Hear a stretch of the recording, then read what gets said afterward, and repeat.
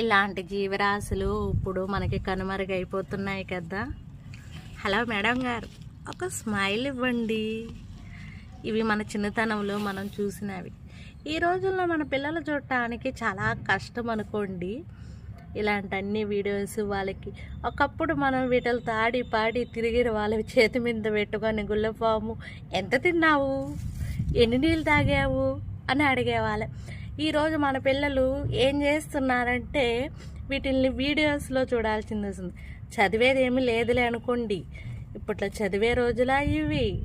నిద్ర లేస్తే ఫోన్లు పట్టుకోవటము.